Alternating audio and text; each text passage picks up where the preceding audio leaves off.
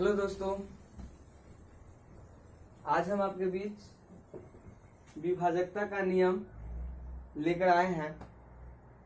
इसमें हम आपसे बात करेंगे कि कोई भी बड़े से बड़ी संख्या हो, वो संख्या 2 हो, 3 हो, 4 हो, 5 हो या अदर नंबर से किस प्रकार से विभाजित होगी, इसके ऊपर बात करते हैं 2 की। तो कोई संख्या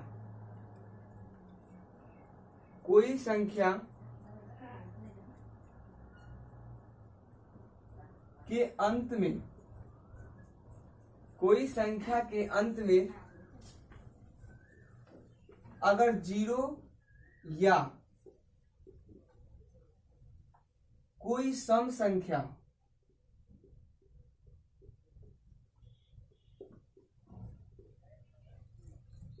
तो वह 2 से पूर्णतः विभाजित हो।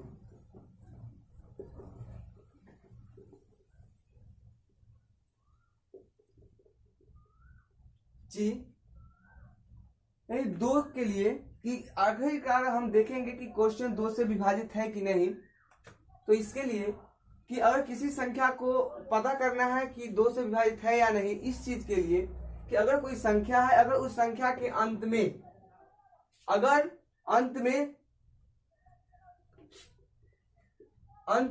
अगर 0 हो या कोई सम संख्या हो तो वह संख्या 2 से विभाजित पूर्णतः होगा। जैसे देखेंगे एग्जाम्पल के माध्यम से देखेंगे, यहाँ पे जो है कि अंतिम ये एक संख्या है और इस संख्या के अंत में जो है 6 है और 6 एक सम संख्या है। सम संख्या किसे कहते हैं? तो वो ऐसा संख्या जो 2 से पूर्णतः विभाजित हो उसे हम सम संख्या कहते हैं। तो अंतिम जो ये जो संख्या है, इस संख्या का जो अंतिम अंक है वो क्या है? सम है। तो ये संख्या 2 से क्या है? विभाजित है। ये संख्या 2 से क्या है? विभाजित है। अगर दूसरा एग्जांपल ले लें तो ये संख्या 2 से विभाजित है या नहीं, देखेंगे इस संख्या के अंत में क्या है? 0 है। डिफिनीशन यही बता रहा है कि कोई संख्या के अंत में अगर 0 या कोई सम संख्या हो तो वो संख्या 2 से पूर्णतः विभाजित होगी। तो इस संख्या के अंत में 6 है तो सम संख्या इसलिए विभाजित हुआ, और यहाँ इस संख्या के अंत में क्या है? 0 है, इसलिए क्या है? विभाजित है। लेकिन अगर इस क्वेश्चन को देखें, इस संख्या को देखें तो अंत में क्या? 3 है, जो कि 3 कौन सा संख्या है? विषम संख्या है। कौन सा संख्या है? विषम संख्या। और बात यहाँ पे ये आ रही है, या तो 0 होनी चाहिए या कोई सम संख्या होनी चाहिए, लेकिन यहाँ पे 3 क्या है? विषम है।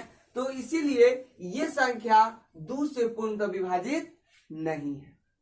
तो अगर जांच करना, कोई भी कितने भी बड़ा नंबर क्यों न रहे, अगर उसके अंत में 0 या कोई सम संख्या होगा तो वह संख्या 2 से पूर्णतः विभाजित होगा। चलिए अगला पॉइंट देखते हैं। ये था 2 से, है ना। आगे देखते हैं 3 की बारे में। ये था आपका 2 का। अब हम बात करते हैं 3 का।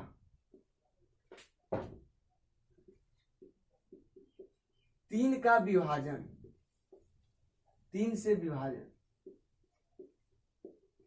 3 से विभाजन। अब कहने की मतलब है, अगर कोई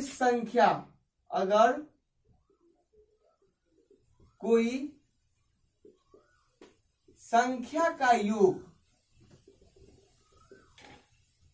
3 से विभाजित हो तो वह संख्या 3 से पूर्णतः विभाजित होगा। जी, अगर हम एक जांच करना कि बहुत सारे क्वेश्चन दिया हुआ है और उसमें देखेंगे कि इसमें से कौन सा प्रश्न है जो 3 से विभाजित है। तो उस प्रश्न को, चाहे प्रश्न कितना भी लंबा क्यों न रहे, अगर उसको योग, उस संख्या को हम योग करते हैं, योग मतलब जोड़, अगर हम उस संख्या को जोड़ करते हैं तो जोड़ने पर अगर वह संख्या 3 से विभाजित होगा तो वह संख्या क्या होगा, 3 से पूर्णतः विभाजित होगा। देखेंगे एग्जाम्पल के माध्यम से। मान लेते हैं यह एक बड़ा नंबर है। अब पता करना है कि आखिरकार ये नंबर 3 से विभाजित है या नहीं है। तो देखेंगे इस संख्या क्या बताया गया कि संख्या का योग 3 से विभाजित हो। अब इस संख्या अगर योग करते हैं तो क्या होगा, 9 + 6 + 9 + 3 + 4 + 6। अगर जोड़ते हैं इसको, 9 × 6 15, 15 × 9 24, 24 × 3 27, 27 × 4 31, 31 × 6 37। अब इसको 3 से अगर डिवाइड करते हैं तो 3 × 1 3 और 3 दूनी 6, यानी 1 से, यानी रिमाइंडर कितना बच जाता है, 1। रिमाइंडर 1 बच, शेष कितना बचता है, 1 बच रहा है। यानी ये संख्या जो है 3 से विभाजित नहीं है। ये संख्या 3 से विभाजित है नहीं है। अगर यही देखते हैं फिर आगे कुछ एग्जाम्पल के माध्यम से, तो इस संख्या जो दिया हुआ संख्या था, इस संख्या हमने योग किया और योग करने के बाद हमने देखा कि उसको जब हम 3 से विभाजित किए तो वह संख्या 3 से पूरी तरह से विभाजित नहीं हुआ, इसीलिए यह संख्या 3 से विभाजित नहीं होगा। अगला क्वेश्चन देखते हैं। मान लेते हैं क्वेश्चन है ना। अब इस क्वेश्चन को जांच करते हैं ये 3 से विभाजित है या नहीं। देखेंगे अगर इसमें योग करेंगे तो 6 × 4 10, 10 × 9 19,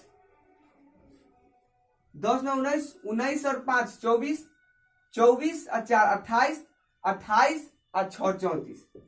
योग कितना हो रहा है, 34 हो रहा है। 3 से भी विभाजित नहीं है, यानी ये भी संख्या 3 से विभाजित नहीं है। अगर हम कोई संख्या ले ले, अगर हम कोई संख्या ले ले 700 मान लेते हैं 56 है। क्या है, 756। ये संख्या विभाजित है या नहीं। देखेंगे कि यहाँ पे 7 है तो 7 5 6 जोड़ेंगे, इसको कितना है, 6 7 5 12, 12 6 18, 18 3 से विभाजित है, 3 6 18 विभाजित है, इसलिए यह संख्या 3 से क्या है, विभाजित है। तो किसी भी कोई भी बड़ा नंबर क्यों न दिया हुआ रहे, अगर वह संख्या का योग अगर 3 से विभाजित हो तभी जाके वह संख्या 9 से पूरी तरह से, 3 से पूरी तरह से क्या होगा, विभाजित होगा। देखेंगे कुछ और क्वेश्चन।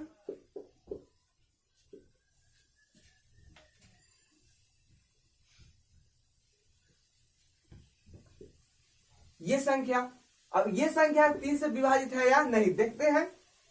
इसको अगर जोड़ते हैं तो 1 + 5 + 4 + 9 + 8 + 3, 5 1 6 6 4 10, 10 9 19, 19 और 8 27, 27 और 3 कितना, 30। योग 30 पूरा है, 3 है 30, यानी 10 मरतबे पूरी कट रहा है, यानी ये संख्या क्या है, 3 से विभाजित है। तो इस तरह से अगर ये चीज पता हो, अगर इसका विभाजन का जो नियम है, विभाजकता का जो नियम है, अगर ये पता रहे तो हम आसानी तरीके से पता कर सकते हैं। चाहे नंबर यानी संख्या कितना ही बड़ा क्यों न रहे, आप उसे आसानी तरीके से जांच कर सकते हैं आखिरकार ये संख्या इस 3 से विभाजित है, 2 से विभाजित है, 5 से विभाजित है, 6 से विभाजित है या नहीं। इस चीज का आप जांच कर सकते हैं। चलिए, तो अभी हम बात किए 2 और 3 का। चलिए आगे हम बात करते हैं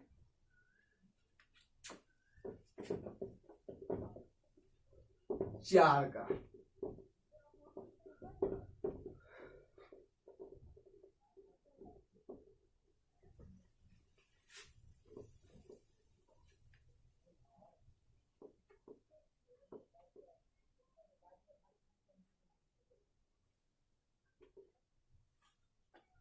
ये विभाजकता का नियम पार्ट 1 है।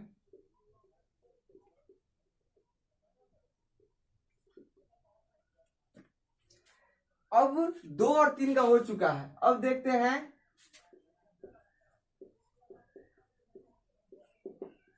4 से विभाजन। अब कोई बड़ा संख्या दिया हुआ है, अब वो संख्या 4 से विभाजित है या नहीं, इस चीज को अगर जानना है तो इसके लिए जो है क्या होना चाहिए, नियम पता होना चाहिए कि हम शॉर्टली कैसे पता करेंगे कि वो संख्या 4 से विभाजित है कि नहीं है। तो देखेंगे यदि कोई संख्या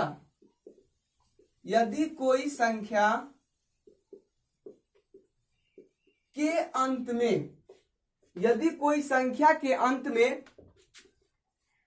डबल शून्य या डबल जीरो या उस संख्या के अंतिम से दो अंक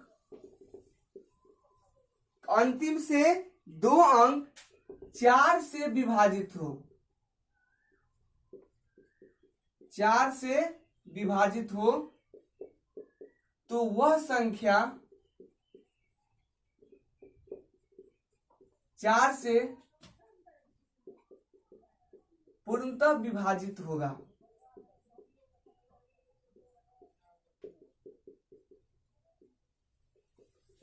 देखेंगे 4 का नियम क्या बता है, यदि कोई संख्या के अंत में अगर डबल शून्य हो या उस संख्या के अंतिम से दो अंक अगर 4 से विभाजित हो तो वह संख्या 4 से विभाजित होगा। जैसे मान लेते हैं कोई संख्या इतना बहुत बड़ा है, तो यह संख्या 4 से विभाजित है कि नहीं ये बात करना है। तो देखेंगे इस संख्या के अंत में क्या है, डबल जीरो है। इस संख्या अंत में क्या है, डबल जीरो है। तो डबल जीरो होने के कारण ये संख्या क्या है, 4 से पूर्णतः विभाजित होगा। अब देखेंगे ये संख्या बहुत ही बड़ा है। अब अगर इसे हम बेसिकली अगर बनाए, इस तरह से अगर बनाए 4 से भाग दें तो हमें काफी समय लग सकता है। लेकिन अगर ये हमें विभाजकता का नियम अगर याद रहे तो हम इसे आसान तरीके से 2 सेकेंड के अंदर हमने पता किया कि ये संख्या 4 से विभाजित है या नहीं है। तो इस संख्या के अंत में क्या है, डबल जीरो है। और ये नियम 4 से विभाजन का नियम बताता है अगर अंत में डबल जीरो या उस संख्या के अंत में दो अंक 4 से विभाजित हो तो वह संख्या क्या होगा, 4 से पूर्णतः विभाजित होगा। अब कहने का मतलब है, अगला क्वेश्चन देखते हैं कि कोई इतना बड़ा संख्या है ना। अब ये संख्या 4 से विभाजित है कि नहीं है। तो देखेंगे कि दो अंक, अंतिम से दो अंक, तो अंतिम से दो अंक क्या है, 1 और 1 2 क्या है, 2 अंक से क्या है 24 संख्या बनता है। कौन सा संख्या बन रहा है, 24 बन रहा है, 24 संख्या बन रहा है। और 24 को 4 से हम विभाजित करें तो क्या होता है, 4 6 24, यानी विभाजित हो जाए, भाग लग रहा है। तो अंतिम दो अंक जो है क्या है कि 4 से इसमें भाग लग रहा है। इसी कारण हम बोल सकते हैं कि ये संख्या जो है क्या है, 4 से पूरी तरह से विभाजित है। क्योंकि अगर इसे वही अगर बेसिकली अगर हम बात करें, बेसिकली अगर हम जांच करें तो हमें काफी समय लग सकता है।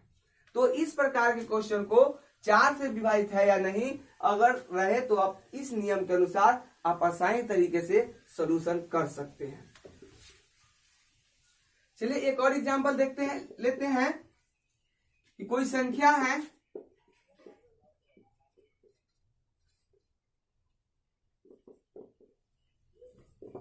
बताइए संख्या विभाजित है या नहीं 4 से। अब देखिए 2 अंक लेंगे, 2 अंक क्या होता है 94, 4 से काटेंगे, 4 दूनी 8, 4 से अगर भाग देते हैं तो 4 दूनी 8 1 और 4 तिहाई 12 2, शेष बच रहा है 2।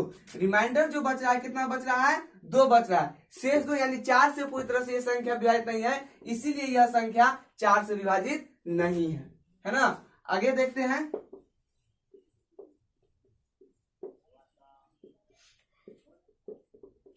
अब जो है ये संख्या देखना है कि ये संख्या 4 से विभाजित है या नहीं। तो बस अंतिम का 2 अंक लेना है, 92 है, 92 में 4 से लगाते हैं तो 4 दूनी 8, 1 बचता है शेष, 1 बचेगा तो 1 पर 2 12 यानी 4 तिहाई 12, 23 मरतबे पूरी तरह से क्या होता है, कट रहा है, यानी ये संख्या 4 से विभाजित है।